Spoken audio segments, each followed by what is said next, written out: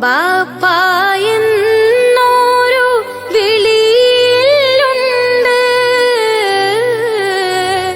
കാണാക്കിനാവിന്റെ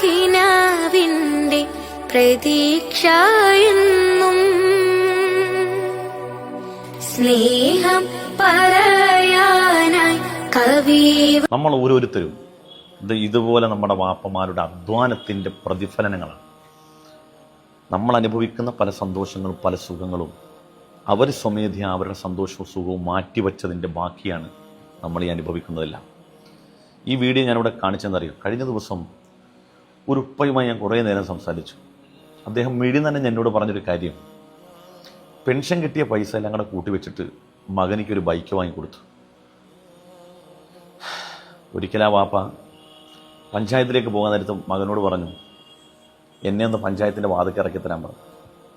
മകൻ പറഞ്ഞു, എനിക്ക് അത്യാവശ്യമായിട്ടൊരു സ്ഥലം വരെ പോകണം, വാപ്പ നടന്നു പോയിക്കോളാൻ പറഞ്ഞു. ഉച്ച സമയമാണ്, നല്ല വെയിൽ. ആ മനുഷ്യൻ ആ എരിപൊരിയുന്ന വെയിലത്ത് നടന്ന് പഞ്ചായത്തിൽ പോയി.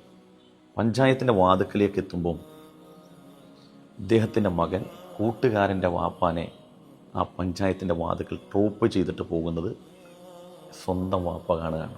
ഇങ്ങനെ കുറേ ആളുകളുണ്ട്. മറ്റുള്ളവർക്ക് നല്ലവരാണ് അവർ. കൂട്ടുകാരൻ്റെ വാപ്പ വാപ്പിച്ചിയാണ്, കൂട്ടുകാരൻ്റെ ഉമ്മ ഉമ്മിച്ചിയാണ്. സ്വന്തം വാപ്പായ ഉമ്മാനെ അങ്ങനെ താലോലിച്ച് വിളിക്കാനോ അവരെ കൊണ്ട് കഴിയത്തില്ല. നമ്മുടെ കൂട്ടുകാരൻ്റെ വാപ്പാനും ഉമ്മയൊക്കെ നമ്മൾ താലോലിച്ച് വിളിച്ചോ, നല്ലത് തന്നെ. പക്ഷേ അവരോട് മാത്രമാകരുത് നമ്മുടെ പ്രിയവും സ്നേഹവും. അവരുടെ മനസ്സിൽ മാത്രമാകരുത് നമുക്ക് അംഗീകാരം. അവരെ കൊണ്ട് മാത്രം നല്ലതെന്ന് പറയിപ്പിച്ചാൽ പോരാ. നമ്മൾ ആദ്യം പരിഗണന കൊടുക്കുന്നത് നമ്മുടെ സ്വന്തം വാപ്പാക്കും ഉമ്മാക്കും. നമ്മളെല്ലാവരും മറ്റുള്ളവർക്ക് വളരെ പ്രിയപ്പെട്ടവനാണ്. ജനങ്ങൾക്കിടയിൽ വലിയ അംഗീകാരമുള്ളവരാണ്. ജനങ്ങൾക്കെല്ലാം നമ്മൾ വളരെ പ്രിയമായിരിക്കും.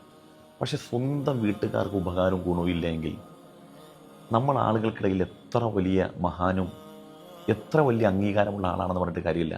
ഒരു മനുഷ്യൻ്റെ ഏറ്റവും വലിയ വ്യക്തിപ്രഭാവം എന്ന് പറഞ്ഞാൽ നാട്ടുകാർക്കിടയിൽ അംഗീകാരം കിട്ടുക എന്നുള്ളതല്ല. ഒരാൾക്ക് ആദ്യം അംഗീകാരം ഉണ്ടാകേണ്ടത് സ്വന്തം വീട്ടിലാണ്. സ്വന്തം മാതാപിതാക്കൾക്ക് അയാൾ എങ്ങനെയാണ്, സ്വന്തം ഭാര്യയ്ക്ക് എങ്ങനെയാണ്, ഇതാണ് ഒരു മനുഷ്യൻ്റെ യഥാർത്ഥ വ്യക്തിപ്രഭാവം.